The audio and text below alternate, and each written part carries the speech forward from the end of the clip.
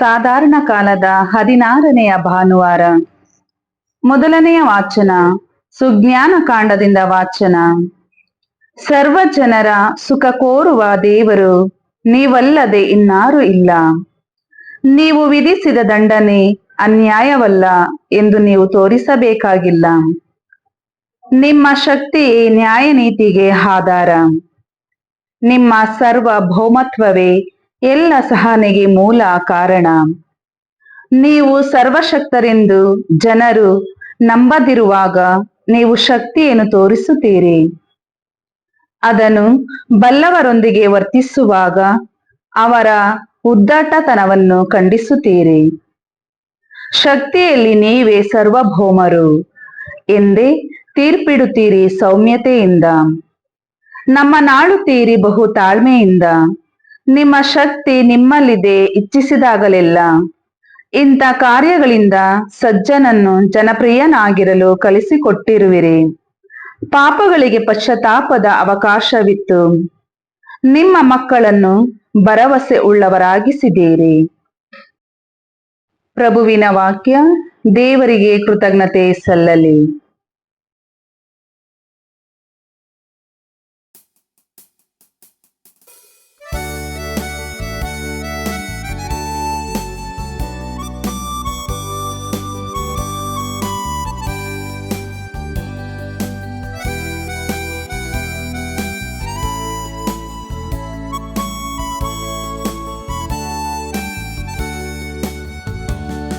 ಪ್ರಭು ನೀನು ದಯಾವಂತನು, ಕ್ಷಮಿಸುವವನು. ಪ್ರಭು ನೀನು ದಯಾವಂತನು, ಪ್ರಭು ನೀನು ದಯಾವಂತನು, ಕ್ಷಮಿಸುವವನು. ಪ್ರಭು ನೀನು ದಯಾವಂತನು.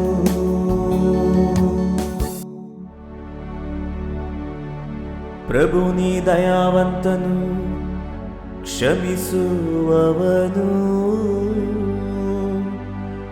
ಮೊರೆಯಿಡುವವರಿಗೆ ನೀನು ಕೃಪಾಪೂರ್ಣನು. ಕಿವಿಗೊಡು ಪ್ರಭು ನನ್ನ ಪ್ರಾರ್ಥನೆಗೆ,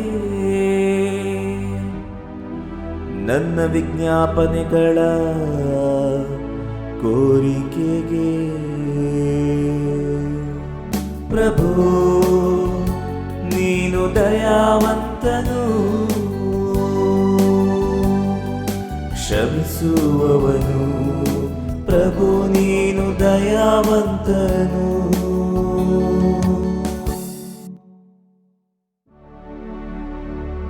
ಬರುವವು ನೀನು ಉಂಟು ಮಾಡಿದ ಸಕಲ ಜನಾಂಗಗಳು, ನಿನ್ನ ನಾಮವನ್ನು ಘನಪಡಿಸಲು ನಿನಗೆ ಅಡ್ಡ ಬೀಳಲು. ಪ್ರಭು ನೀನೊಬ್ಬನೇ ದೇವನು, ಅದ್ಭುತಶಾಲಿ ಮಹೋನ್ನತನು. ಪ್ರಭು ನೀನು ದಯಾವಂತನು, ಕ್ಷಮಿಸುವವನು. ಪ್ರಭು ನೀನು ದಯಾವಂತನು. ಪ್ರಭು ನೀ ದಯಾಳು ದೇವಾ, ನೀ ಕರುಣಾಮೂರ್ತಿ ಸಹನಶೀಲನು.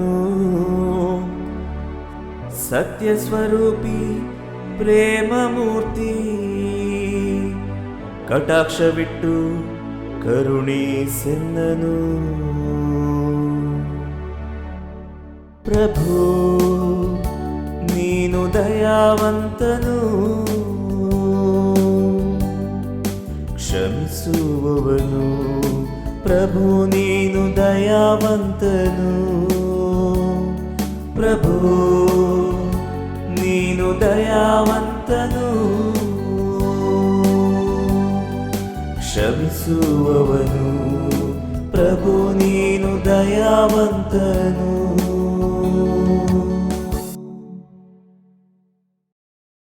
ಎರಡನೆಯ ವಾಚನ ಪೌಲನು ರೋಮನರಿಗೆ ಬರೆದ ಪತ್ರದಿಂದ ವಾಚನ. ಸಹೋದರರೇ, ಪವಿತ್ರಾತ್ಮರು ಸಹ ನಮ್ಮ ದೌರ್ಬಲ್ಯದಲ್ಲಿ ನೆರವು ನೀಡುತ್ತಾರೆ. ಹೇಗೆ ಪ್ರಾರ್ಥಿಸಬೇಕು, ಯಾವುದಕ್ಕಾಗಿ ಪ್ರಾರ್ಥಿಸಬೇಕು ಎಂಬುದನ್ನು ನಾವು ತಿಳಿಯದವರು, ಪವಿತ್ರಾತ್ಮರೇ ಮಾತಿಗೆಟುಕದ ರೀತಿಯಲ್ಲಿ ಆತ್ಮಧ್ವನಿಯಿಂದ ನಮ್ಮ ಪರವಾಗಿ ದೇವರಲ್ಲಿ ವಿಜ್ಞಾಪಿಸುತ್ತಾರೆ. ಅಂತರಂಗಗಳನ್ನು ಈಕ್ಷಿಸುವ ದೇವರು ಪವಿತ್ರಾತ್ಮರ ಇಂಗಿತವೇನೆಂದು ಬಲ್ಲರು. ಏಕೆಂದರೆ ದೇವರ ಚಿತ್ತದ ಪ್ರಕಾರವೇ ಪವಿತ್ರಾತ್ಮರು ದೇವಜನರಿಗಾಗಿ ಭಿನ್ನವಿಸುತ್ತಾರೆ. ಪ್ರಭುವಿನ ವಾಕ್ಯ. ದೇವರಿಗೆ ಕೃತಜ್ಞತೆ ಸಲ್ಲಲಿ. ಘೋಷಣೆ. Alleluia, alleluia. ಸರ್ವೇಶ್ವರ ಅಪ್ಪಣೆಯಾಗಲಿ, ತಮ್ಮ ದಾಸ ಕಾದಿದ್ದಾನೆ. ನಿತ್ಯ ಜೀವವನ್ನೀಯುವ ನುಡಿ ಇರುವುದು ತಮ್ಮಲ್ಲೇ. ಅಲ್ಲೆಲುಯ. ಮತ್ತಾಯನು ಬರೆದ ಪವಿತ್ರ ಶುಭ ಸಂದೇಶದಿಂದ ವಾಚನ. ಆ ಕಾಲದಲ್ಲಿ ಯೇಸು ಜನರಿಗೆ ಈ ಸಾಮತೆಯನ್ನು ಹೇಳಿದರು. ಸ್ವರ್ಗ ಸಾಮ್ರಾಜ್ಯವು ತನ್ನ ಹೊಲದಲ್ಲಿ ಒಳ್ಳೆಯ ಗೋಧಿಯನ್ನು ಬಿತ್ತಿದ ರೈತನನ್ನು ಹೋಲುತ್ತದೆ. ಒಂದು ರಾತ್ರಿ ಎಲ್ಲರೂ ನಿದ್ರಿಸುತ್ತಿರುವಾಗ ಅವನ ವೈರಿ ಬಂದು ಗೋಧಿಯ ನಡುವೆ ಕಳೆಗಳನ್ನು ಬಿತ್ತಿ ಹೋದ. ಗೋಧಿ ಬೆಳೆದು ತೆನೆ ಬಿಟ್ಟಾಗ ಕಳೆ ಬೆಳೆದಿರುವುದು ಗೋಚರವಾಯಿತು. ಆಗ ಆಳುಗಳು ತಮ್ಮ ಯಜಮಾನನ ಬಳಿಗೆ ಬಂದು, ಸ್ವಾಮಿ, ನಿಮ್ಮ ಹೊಲದಲ್ಲಿ ಬಿತ್ತಿದ್ದು ಉತ್ತಮವಾದ ಗೋಧಿ ಅಲ್ಲವೇ? ಜೊತೆಗೆ ಕಳೆಯು ಕಾಣಿಸಿಕೊಂಡಿದೆಯಲ್ಲ, ಅದೆಲ್ಲಿಂದ ಬಂತು ಎಂದರು. ಯಜಮಾನ, ಇದು ನನ್ನ ವೈರಿ ಮಾಡಿರುವ ಕೆಲಸ ಎಂದ. ಹಾಗಾದರೆ ಕಳೆಯನ್ನು ಕಿತ್ತು ಹಾಕೋಣವೇ ಎಂದರು ಆಳುಗಳು. ಅದಕ್ಕೆ ಯಜಮಾನ, ಬೇಡ ಬೇಡ, ಕಳೆಯನ್ನು ಕೀಳುವಾಗ ಗೋಧಿಯನ್ನು ಕಿತ್ತು ಬಿಟ್ಟಿರಿ. ಸುಗ್ಗಿಯವರೆಗೆ ಎರಡು ಒಟ್ಟಿಗೆ ಬೆಳೆಯಲಿ. ಸುಗ್ಗಿಯ ಕಾಲದಲ್ಲಿ ಮೊದಲು ಕಳೆ ಕಿತ್ತು ಸುಟ್ಟು ಹಾಕಲು ಕಟ್ಟಿಡಿ. ಬಳಿಕ ಗೋಧಿಯನ್ನು ಒಕ್ಕಣೆ ಮಾಡಿ ನನ್ನ ಕಣಜಕ್ಕೆ ತುಂಬಿರಿ ಎಂದು ಕೊಯ್ಲುಗಾರರಿಗೆ ಹೇಳುತ್ತೇನೆ ಎಂದ. ಯೇಸು ಇನ್ನೊಂದು ಸಾಮತೆಯನ್ನು ಹೇಳಿದರು. ಸ್ವರ್ಗ ಸಾಮ್ರಾಜ್ಯ ಒಂದು ಸಾಸಿವೆ ಕಾಳನ್ನು ಹೋಲುತ್ತದೆ. ಈ ಕಾಳನ್ನು ತೆಗೆದುಕೊಂಡು ಹೋಗಿ ರೈತ ತನ್ನ ಹೊಲದಲ್ಲಿ ಬಿತ್ತಿದ. ಕಾಳುಗಳಲ್ಲಿ ಅತಿ ಸಣ್ಣದಾದ ಇದನ್ನು ಬಿತ್ತಿದಾಗ ಎಲ್ಲ ಸಸ್ಯಗಳಿಗಿಂತಲೂ ದೊಡ್ಡದಾಗಿ ಬೆಳೆದು ಮರವಾಗುತ್ತದೆ. ಆಕಾಶದಲ್ಲಿ ಹಾರಾಡುವ ಹಕ್ಕಿಗಳು ಬಂದು ಇದರ ರೆಂಬೆಗಳಲ್ಲಿ ಗೂಡು ಕಟ್ಟಿ ವಾಸಿಸುತ್ತವೆ. ಯೇಸು ಮತ್ತೊಂದು ಸಾಮತೆಯನ್ನು ಜನರಿಗೆ ಹೇಳಿದರು. ಸ್ವರ್ಗ ಸಾಮ್ರಾಜ್ಯ ಉದುಗೆಬ್ಬಿಸುವ ಹುಳಿಯನ್ನು ಹೋಲುತ್ತದೆ. ಅದನ್ನು ಒಬ್ಬಾಕೆ ತೆಗೆದುಕೊಂಡು 3 ಸೇರು ಹಿಟ್ಟಿನಲ್ಲಿ ಕಲಸಿದಳು. ಆ ಹಿಟ್ಟೆಲ್ಲ ಹುಳಿಯಾಯಿತು. ಇದೆಲ್ಲವನ್ನು ಯೇಸು ಜನರಿಗೆ ಸಾಮತೆಗಳ ರೂಪದಲ್ಲಿ ಹೇಳಿದರು. ಸಾಮತೆಗಳಿಲ್ಲದೆ ಅವರಿಗೆ ಏನನ್ನೂ ಬೋಧಿಸಲಿಲ್ಲ. ಸಾಮತೆಗಳಲ್ಲೇ ಬೋಧಿಸುವೆನು, ಲೋಕಾದಿಯಿಂದ ರಹಸ್ಯವಾದುಗಳನ್ನು ಬಯಲುಗೊಳಿಸುವೆನು ಎಂದು ದೇವರು ಪ್ರವಾದಿಯ ಮುಖಾಂತರ ತಿಳಿಸಿದ ಪ್ರವಚನಗಳನ್ನು ಯೇಸು ಹೀಗೆ ನೆರವೇರಿಸಿದರು. ಯೇಸು ಜನರನ್ನು ಬೀಳ್ಕೊಟ್ಟು ಮನೆಗೆ ಬಂದರು. ಶಿಷ್ಯರು ಅವರ ಬಳಿಗೆ ಬಂದು, ಹೊಲದಲ್ಲಿ ಬಿತ್ತಲಾದ ಕಳೆಗಳ ಸಾಮತೆಯನ್ನು ನಮಗೆ ವಿವರಿಸಿರಿ ಎಂದು ಕೇಳಿಕೊಂಡರು. ಅದಕ್ಕೆ ಯೇಸು, ಒಳ್ಳೆಯ ಗೋಧಿಯನ್ನು ಬಿತ್ತುವವನು ಎಂದರೆ ನರಪುತ್ರನು. ಹೊಲವೇ ಈ ಲೋಕ. ಒಳ್ಳೆಯ ಕಾಳುಗಳೇ ಶ್ರೀ ಸಾಮ್ರಾಜ್ಯದ ಮಕ್ಕಳು. ಕಳೆಗಳೇ ಕೇಡಿಗನ ಮಕ್ಕಳು. ಆ ಕಳೆಗಳನ್ನು ಬಿತ್ತಿದ ವೈರಿಯೇ ಪಿಶಾಚಿ. ಸುಗ್ಗಿಯೇ ಕಾಲಾಂತ್ಯ, ಕೊಯ್ಲುಗಾರರೇ ದೇವದೂತರು. ಕಳೆಗಳನ್ನು ಕಿತ್ತು ಬೆಂಕಿಯಲ್ಲಿ ಸುಟ್ಟು ಹಾಕಿದಂತೆ ಕಾಲಾಂತ್ಯದಲ್ಲೂ ನಡೆಯುವುದು. ನರಪುತ್ರನು ತನ್ನ ದೂತರನ್ನು ಕಳುಹಿಸುವನು. ಅವರು ಆತನ ರಾಜ್ಯದಿಂದ ಪಾಪಕ್ಕೆ ಕಾರಣವಾದುದೆಲ್ಲವನ್ನು ಮತ್ತು ದುಷ್ಕರ್ಮಿಗಳೆಲ್ಲರನ್ನು ಒಟ್ಟುಗೂಡಿಸಿ ಅಗ್ನಿಕುಂಡದಲ್ಲಿ ಹಾಕುವರು. ಅಲ್ಲಿ ಅವರು ಕಟಕಟನೆ ಹಲ್ಲು ಕಡಿದುಕೊಂಡು ಗೋಳಾಡುವರು. ಸಧರ್ಮಿಗಳು ತಮ್ಮ ತಂದೆಯ ಸಾಮ್ರಾಜ್ಯದಲ್ಲಿ ಸೂರ್ಯನಂತೆ ಪ್ರಕಾಶಿಸುವರು. ಕಿವಿ ಉಳ್ಳವನ್ನು ಕೇಳಿಸಿಕೊಳ್ಳಲಿ ಎಂದರು. ಪ್ರಭುವಿನ ಶುಭ ಸಂದೇಶ. ಕ್ರಿಸ್ತರೇ ನಿಮಗೆ ಸ್ತುತಿ ಸಲ್ಲಲಿ.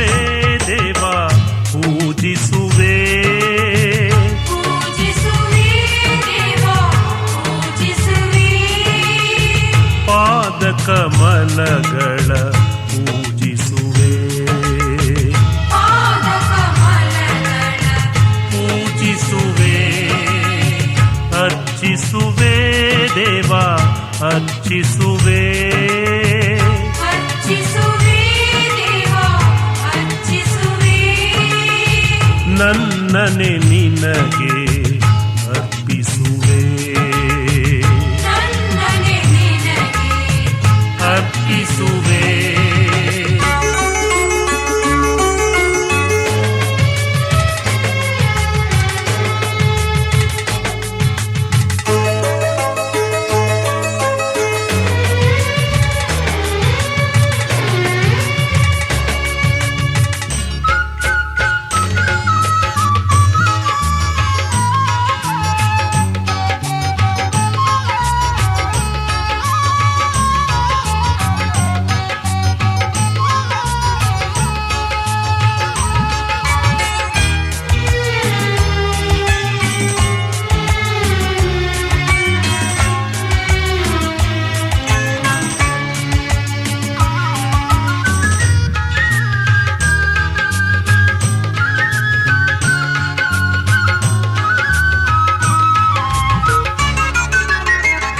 ಎಲ್ಲವ ನಮಗೆ ತಂದವ ನೀನು ಏನನ್ನು ನಿನಗೆ ನೀಡಲಿ ನಾನು ನನ್ನಯ ಮನದೆ ನಿಂದವ ನೀನು ನಿನ್ನನ್ನು ಎಲ್ಲೋ ಅರಸಿದೆ ನಾನು ಶರಣಂ ಶರಣಂ ಹೇ ಪ್ರಭುದೇವಾ ಶರಣಂ ಶರಣಂ ಹೇ ಪ್ರಭುದೇವಾ ಪೂಜಿಸುವೆ ದೇವ ಪೂಜಿಸುವೆ ಪೂಜಿಸುವೆ ದೇವ ಪೂಜಿಸುವೆ ಪಾದ ಕಮಲಗಳ ಪೂಜಿಸುವೆ ಪಾದ ಕಮಲಗಳ ಪೂಜಿಸುವೆ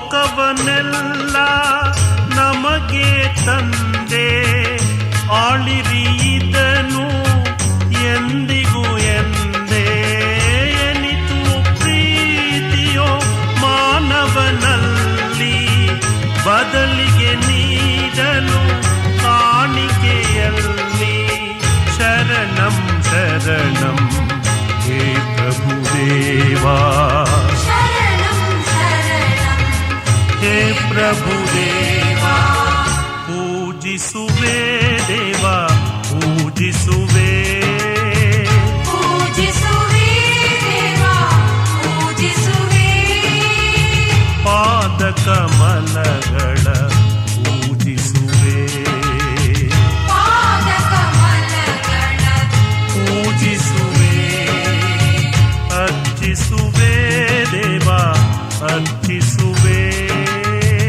ಅರ್ಚಿಸುವೆ ದೇವ ಅರ್ಚಿಸುವೆ ನನ್ನನೆ ನಿನಗೆ ಅರ್ಪಿಸುವೆ ನನ್ನನೆ ನಿನಗೆ ಅರ್ಪಿಸುವೆ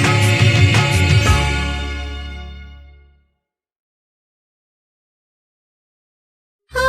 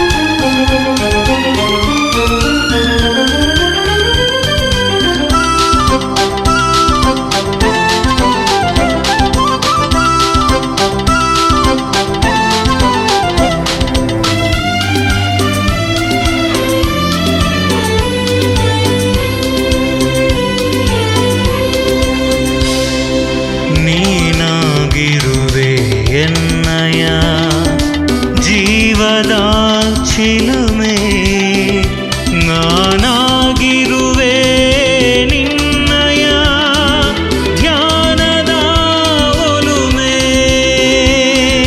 ನೀನಾಗಿರುವೆ ಎನ್ನಯ ಜೀವದ ಚಿಲುಮೆ ನಾನಾಗಿರುವೆ ನಿನ್ನಯ ಧ್ಯಾನದ ಒಲುಮೆ ಚಿಮ್ಮಿಸು ಸ್ಫೂರ್ತಿಯ ಚೇತನ ಎನ್ನಲಿ ಹೊಮ್ಮಿಸು ಚೈತನ್ಯದ ಕಾರಂಜಿ ಮನದಲ್ಲಿ ಎನ್ನಂತರಂಗದಿ ನೆಲೆಸಿದೆ ದೇವ ನಿನ್ನಯ ಒಲವು ಪೂರ್ಣ ಪ್ರೇಮದಿ ಮಿಡಿದಿದೆ ದೇವ ಹೃದಯವು ದಿನ ದಿನವೂ ಬಾ ಪ್ರಿಯ ಯೇಸುವೆ ಬಾ ಎನ್ನಾತ್ಮದಿ ನೆಲೆಸಲು ಬಾ. ಬಾ ಪ್ರಿಯ ಯೇಸುವೆ ಬಾ ಎನ್ನಾತ್ಮದಿ ನೆಲೆಸಲು ಬಾ.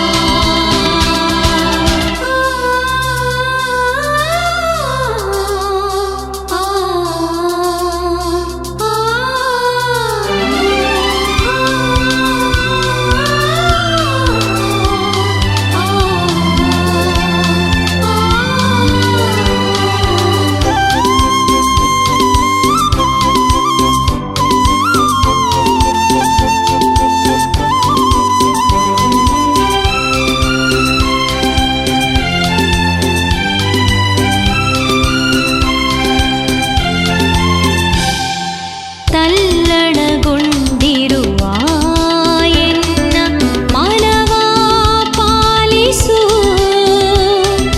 ಸ್ವಾರ್ಥದ ಬದುಕ ನನ್ನಿಂದ ಮರೆಯಾಗಿಸು ತಲ್ಲಣಗೊಂಡಿರುವ ಎನ್ನ ಮನವ ಪಾಲಿಸು ಸ್ವಾರ್ಥದ ಬದುಕ ನನ್ನಿಂದ ಮರೆಯಾಗಿಸು ಈ ಜೀವ ಎಂದೆಂದಿಗೂ ನೆಲೆಸಲಿ ನಿನ್ನಲಿ ಪ್ರೀತಿಯ ಹಣತೆಯು ಬೆಳಗಲಿ ಎನ್ನಲಿ ಎನ್ನಂತರಂಗದಿ ನೆಲೆಸಿದೆ ದೇವ ನಿನ್ನಯ ಒಲವು ಪೂರ್ಣ ಪ್ರೇಮದಿ ಮಿಡಿದಿದೆ ದೇವ ಹೃದಯವು ದಿನ ದಿನವೂ ಬಾ ಪ್ರಿಯ ಯೇಸುವೆ ಬಾ ಎನ್ನಾತ್ಮದಿ ನೆಲೆಸಲು ಬಾ. ಬಾ ಪ್ರಿಯ ಯೇಸುವೆ ಬಾ ಎನ್ನಾತ್ಮದಿ ನೆಲೆಸಲು ಬಾ.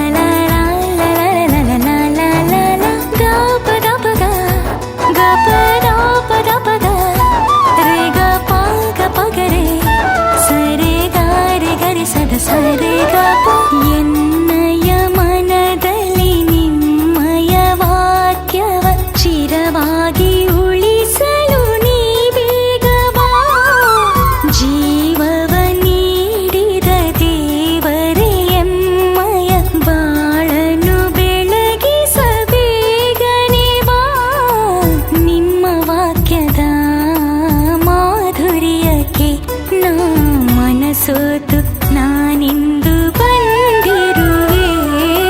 ಓ ಯೇಸುದೇವ, ನಿಮ್ಮ ಮಧುರ ವಾಣಿಯ ಸ್ಮರಿಸಲು ನಾನಿಂದು ಬಂದಿಹೆನು.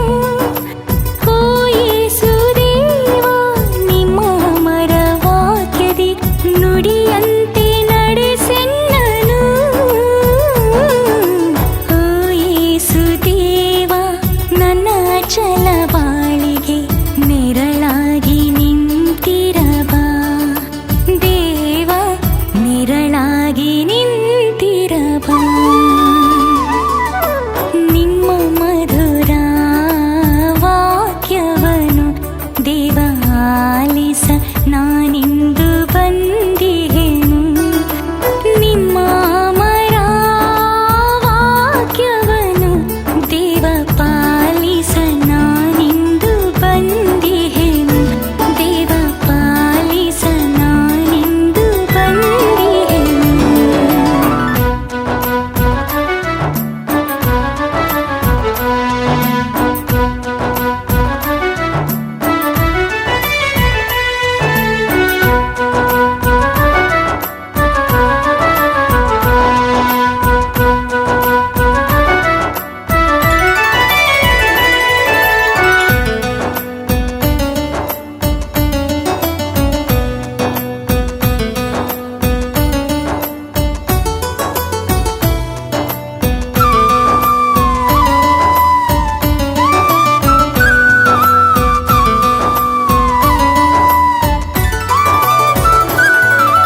ಪ್ರೀತಿ ಪ್ರೇಮದ ಸಹಬಾಳ್ವೆ ನಡೆಸಲು ಸ್ಫೂರ್ತಿಯ ನೀಡುವುದು ನಿಮ್ಮ ವಾಕ್ಯ. ದುಗುಡವ ನೀಗಿಸಿ ಶಾಂತಿಯ ತುಂಬಲು ಶಕ್ತಿಯ ನೀಡುವುದು ನಿಮ್ಮ ವಾಕ್ಯ. ನೊಂದ ಮನಸ್ಸಿಗೆ ಸಾಂತ್ವನ ನೀಡಲು ಸಂಪ್ರೀತಿ ಸಂತೋಷ